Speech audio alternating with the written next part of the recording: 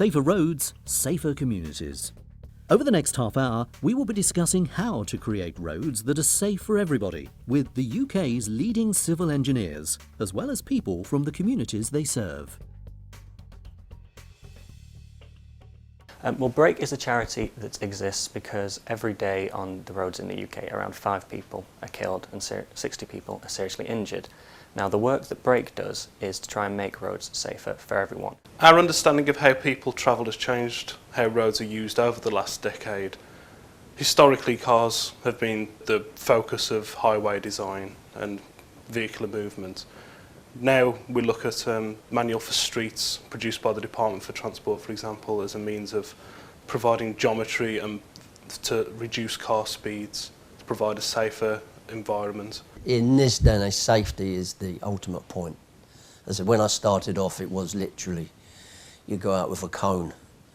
When I was working, if someone was on the footpath, you'd stop work and an elderly person round your work, or someone blind, or someone couldn't manage. Now, it's all temporary footpaths and cones and barriers, and it's a really, really major part. Road infrastructure is extremely important to Britain. It sits at the heart of people's movement. It facilitates business interaction, community interaction, and people getting together as a whole.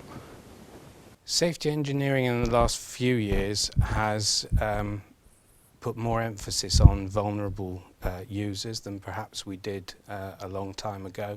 I have to say we've always done that since I worked overseas in South Africa. They had a sort of more joined up organisation where planners, road safety officers and highway engineers all worked together.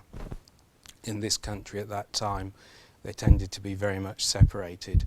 If you like, the most dangerous aspect of the road is the vehicles upon it, and our job is to ensure that they drive as safely as possible without confusion and are aware of hazards, which is why we use traffic management signing. Safe roads are critical to all of us, letting us live our lives and continue to take transport for granted.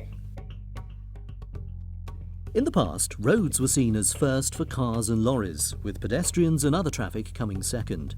But both the traffic and the roads are changing.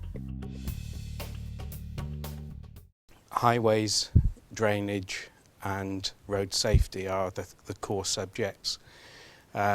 Road safety, we've actually recently added an additional string, which is the not-for-profit social enterprise, Stillwell Road Safety Limited, which is to deliver a product we've created called SRS Culture. Highways, anything to do with roads, whether it's the design of the construction, the design of the layout, assessing the number of vehicles that might be generated by a new development, and then road safety engineering would be to look at accident investigation, road safety audits of designs, both of our own team and of other designers. And drainage, more and more nowadays we're doing flood risk assessments and highway drainage and foul drainage for developments. This previously was a completely blank piece of road, a big roundabout, and cars just went all over the place. This idea of spiral markings was actually suggested by a guy called Alan Walker from Cape Town, who is a drainage engineer, and he thought we should be treating traffic like we treat fluids.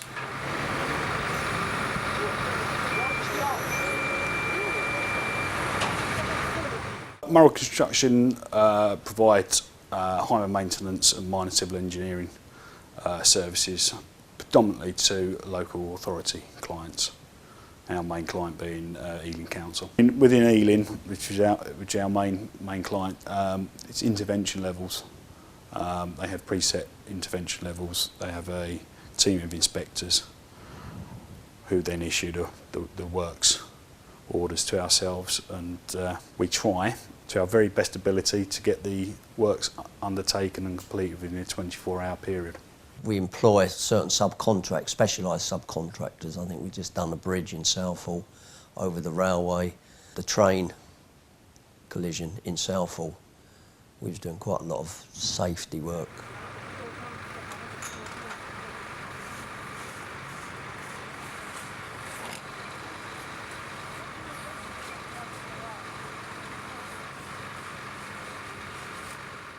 Firstly, with this being an urban area, fairly heavily trafficked, we need to think about pedestrian movements between shops and offices and businesses. We introduce a gateway feature at each side of the scheme. Yeah. So as a driver approaches, he's aware that he's entering a different environment in a different area. So we want to promote a sub 20 mile an hour speed limit along this section. We provide project management and engineering consultancy services across a wide variety of sectors, from aviation to maritime, river modelling, transport planning and environmental impact assessments. I think one of the things that makes us different is diversity, and what I mean by that is the diversity of the projects that we work on, the countries that we work in and the staff that we employ. So, as I say, we work on projects from very small, simple projects to some of the biggest infrastructure projects in the world. And because we work globally, there's opportunities for staff to experience different cultures, different projects, work in different countries, and then pull that experience back and bring it to bear in the projects that they're working on, either in the UK or overseas. So this is what we were talking about earlier, Steve, in terms of where a 20 mile an hour zone doesn't work.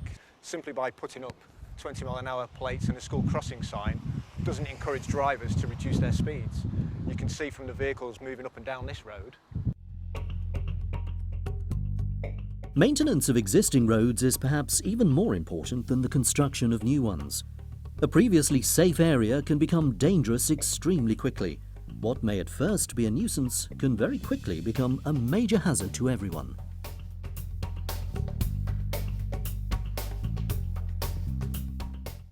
Well, we're going through difficult times, of course, financially, and some of the roads are in an appalling state and give great cause for concern, where there are potholes which are clearly dangerous for cyclists and motorcyclists, pedestrians with badly maintained footways, trip hazards and so on. But it's a sign of the times, I'm afraid. In all fairness, all the roads need doing. Repairing a pothole is only a temporary. It would take a huge amount of money to do what's really needed. But in all fairness, healing do an hell of a lot. But the real danger is the little pothole. The big pothole, normally you see it, unless it's dark, but it's the little ones you don't see, which can cause equally nasty accident. On a bicycle or a motorcycle, or even a car, if they're not conscious of it and not concentrating, they can hit something, and it could be an ongoing, like a small one. There could be 3 or 4 little small ones. In 2012, statistics showed a lot of journeys were undertaken by vehicular modes of transport, 64% undertaken by cars, for example. More needs to be done to get roads to be more inclusive and more sustainable in terms of how people travel. A good example would be the Love Cycling Go Dutch campaign. So cycling has been high on the agenda in the UK for the last couple of years, and cycling in the Netherlands is huge. 35% of all trips are done on a bike in the Netherlands. So what we did was we did a suite of conferences across the UK over the last 18 months and invited our experts from the Netherlands to come across, talk at those conferences, do workshops with local authorities, just to give them an idea of how they approach cycle infrastructure design, as an example. A narrowing of a road, for example, will make a driver drive slower, and if you like, against a wall or a railing or something, they will generally drive slower. If you remove the centre line so that they feel less secure because the oncoming vehicles may stray, that sort of thing can make the motorist slow down.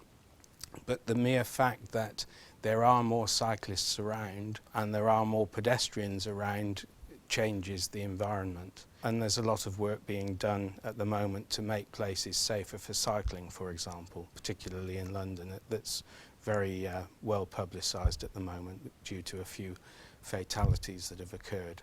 Travelling at 30 miles an hour, your stopping distance is roughly equivalent to around about 6 car lengths, 24 metres.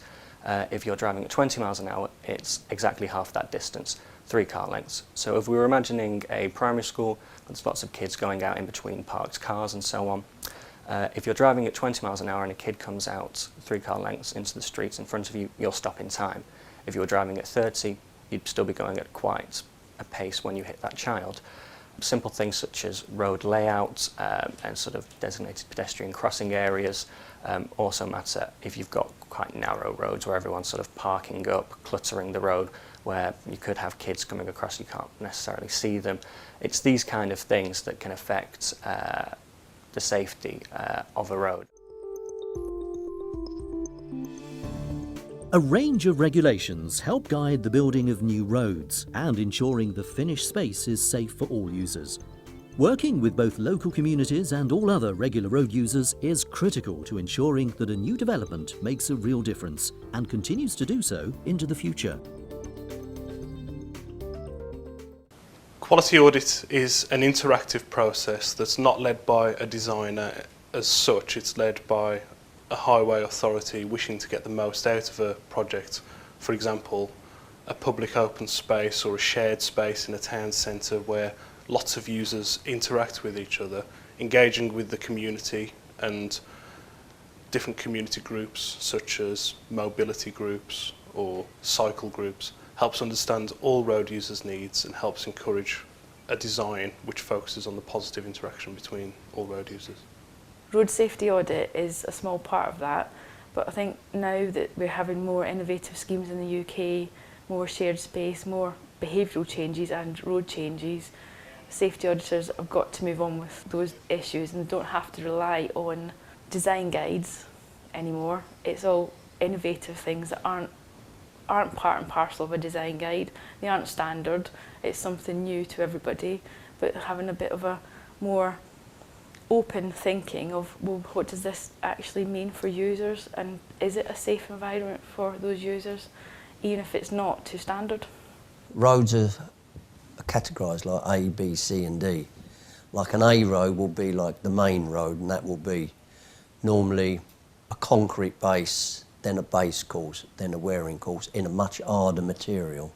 Whereas the side roads wouldn't be concrete, that would just be a tarmac backfill and a softer road surface. You know, one material, for instance, will cause a lot of spray, but it's not quite so good on skid resistance, or it doesn't wear so long. Where another one, you've probably noticed yourself, if your car's noisy, but that's because it's hard, but that will last a long time. Historically, traffic engineers and highway engineers were designing roads to optimise capacity. Then came road safety, and so we're designing roads to be safer. Now we're creating places. We're trying to, for example, remove pedestrian guard railing where it isn't necessary, to actually encourage pedestrians, cyclists and motorists to share the same space. It would be nice to actually create an environment where drivers felt uncomfortable driving at more than 20 miles an hour in a built-up area, rather than relying upon signing. What us as those on the ground can see, those in an office who are just doing the drawings don't see. A foreman on a site will see more than me. He would know the road, what the traffic's like. Public consultation exercises during the planning process we are regularly involved in, and you listen to the needs of the local community, and again, community involvement helps to shape the places that we're living in. Talking to the local community is really important in designing highway alterations. For example, as a highway designer, we might look at the problems from a high level and think we understand the issues, but the local community understands the issues on a day-to-day basis, and that helps provide for a safe and sustainable environment. Severance is a big issue. For example, if you've got a busy road, then crossing that road becomes an issue, or travelling along that road becomes an issue, and creates a perception of danger and discourages people from travelling in a sustainable manner, such as cycling or walking. We will try the best we can to make it safe or identify it, then trying to do it on maybe a Sunday or even night work. A lot of it is very early in the morning. We find the best time to get out early, 4 o'clock, and go do it then. Though I'm a contractor, you don't think, well, yeah, my wife or my grandchildren can be walking down the road and trip over. I think that's just a story of life. You know, everything you do, think it's yourself, your family.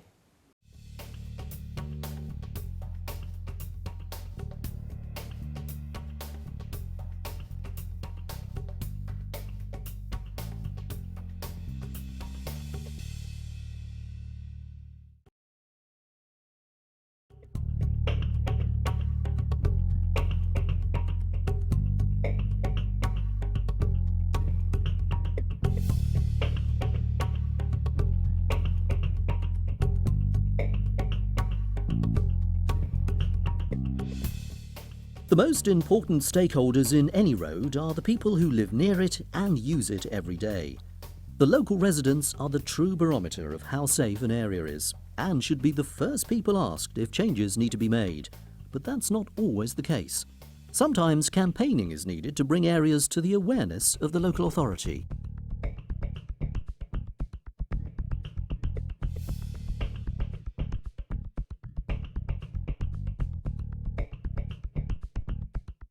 What we're really keen on doing is helping communities themselves at the local level to campaign for safer roads in their area.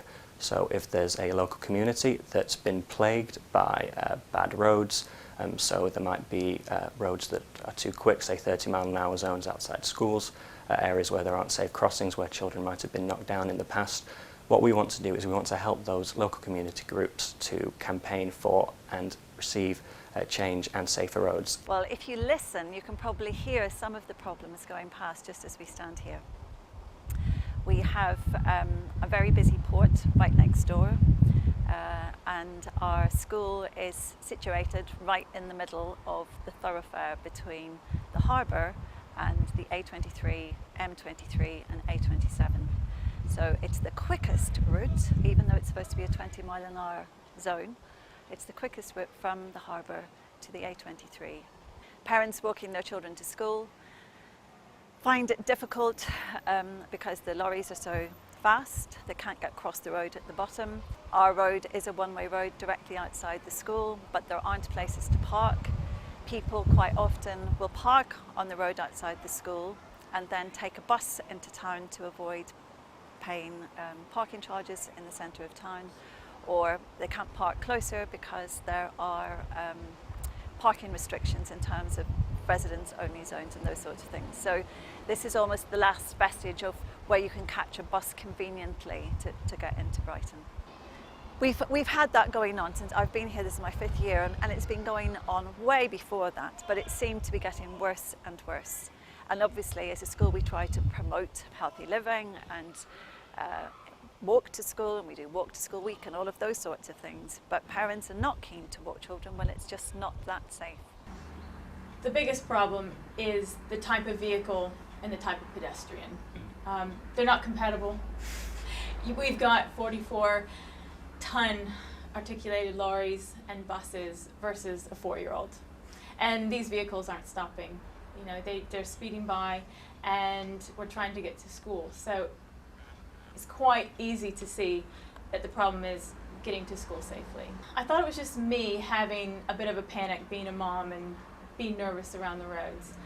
But as I kept talking about it, I realized everybody was nervous about these roads. All the parents, the community members, and I started to ask around the neighborhood to the grandmas, asking them what they did, and they said, oh, we've been worried about that. We're talking about very old grandpas saying that in World War II they had difficulties crossing the road because of the big military vehicles. So it beats me, why hasn't anything been done?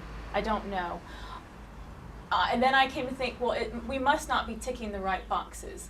we must not have been heard loud enough. I would say that if there is ever any sort of serious work being undertaken that can have a massive impact on sort of local communities and lives, so these are places where people should be pushing for positive change, to have things like lower speed limits around schools and in built-up areas that would encourage more people to, say, walk or to cycle. Public consultation exercises during the planning process we are regularly involved in, and you listen to the needs of the local community, and again, community involvement helps to shape the places that we're living in. I can show you examples of where speed limits are inappropriately low.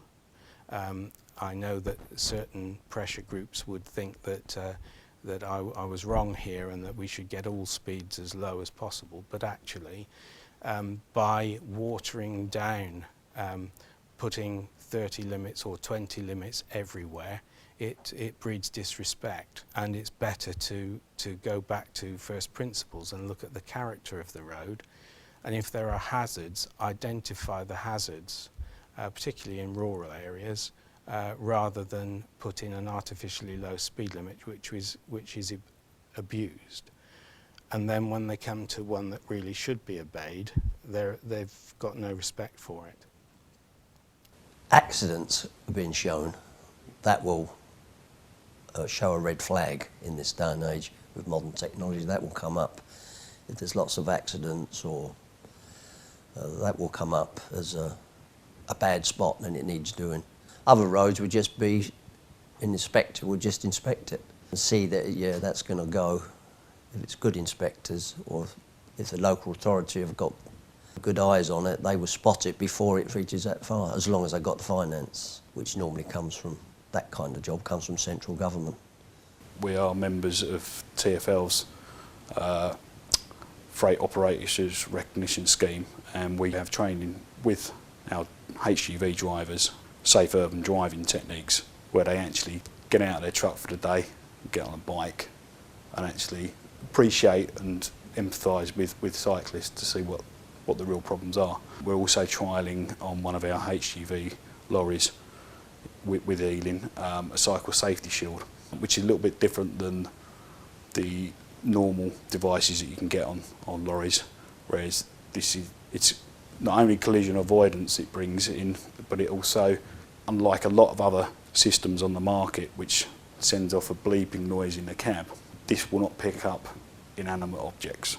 So it won't keep going off when you keep going past bins or post boxes or other pieces of street furniture. It actually recognises cyclists or pedestrians. So when the buzzer goes off, it means there is a real problem. In terms of how we approach a road project, we need to have a greater understanding of what road users do, how they behave, what road users is likely to be, and provide a transport link which befits those road users, whether it's a bus corridor, the cycle lane, wider footpaths, or in some cases more space for vehicular traffic if that's the predominant issue. But it's a case of balancing needs, and that's how we approach highway projects. I have always thought that road safety officers should be involved when there is a new scheme. We need to educate the public. We can't just go and design something, place it on the road and expect everybody to immediately know how it works. There will be people in the community who, for example, never took a driving test, haven't got a clue what a mini roundabout is and what it's supposed to do, and you might see somebody stopped at a mini roundabout sitting there and everybody's waiting to see who's going to go first. This sort of situation is all about education.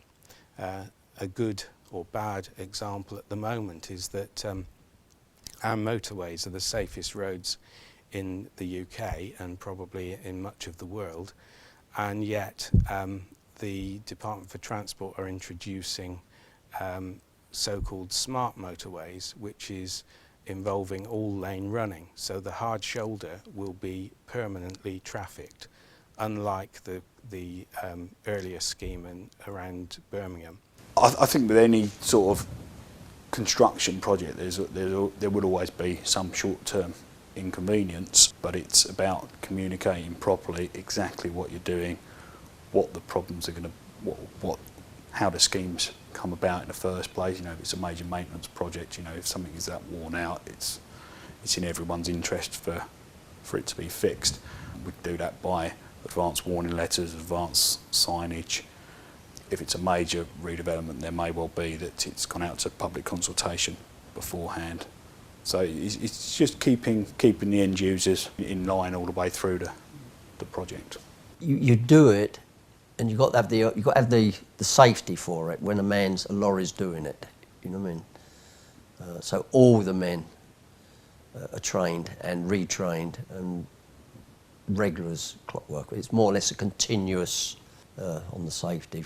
They all know how to put signs out, why they put the signs out, for their own safety, where to wear goggles, where to wear hats, where to put safety overalls on. You know, in the early days when safety was coming into it, they expected everyone to wear it all the time. Our roads will only continue to change. New ways of designing and building roads will continue to play their part and making them safer as our understanding improves. Change can also come from within our communities as how we think of those spaces evolves.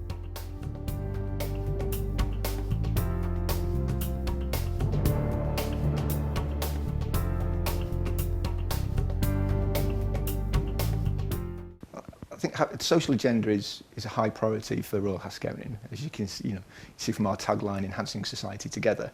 And it is something that we believe in as a company and we promote on all our projects. So from project startup, it's a key part of a project, and managers are always considering community and society as to what we do to bring into a project. We haven't quite got there yet. It's our intention to make a real difference. To get as many schools as possible to take this on. We're one of the few countries in the world that doesn't have road safety education as part of the curriculum as it stands. When children grow up and they get to 17, the excitement of passing their test and having their own car and the freedom that gives, there's probably not a second thought to road safety. A lot of people will have only ever done bikeability or cycle proficiency as it used to be. They might have had a visit from the fire brigade or the police with a crashed car in the playground, and I'm not saying that those things should be stopped. They are part of the process, but they are piecemeal.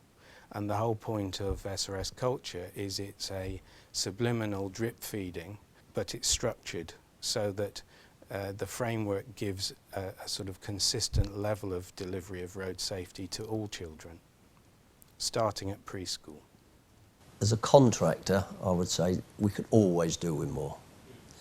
I think it's just an obvious, you see roads, wherever you go, you'll see more and more roads that need doing. The money being spent on roads is nowhere near what was spent 20 years ago. It seems more, but in real terms, there's much, much more spent 20 years ago than it is now. Well, the longer it's left, dearer it's going to be, is one of the obvious things. Something's going. If you leave it, where some things you might only need a good surface, do potholes, and then put a surface layer over it or just take the top off. But if it's left too long, the old lot's got to come up. So what might have cost 20,000 is going to cost 50,000. In today's money, that is, every year, obviously, it's going to get dearer and dearer. I mean, we're a small company in the way things, but this last, 5 years, we've had 4 Apprentice of the Year awards. We've always got apprentices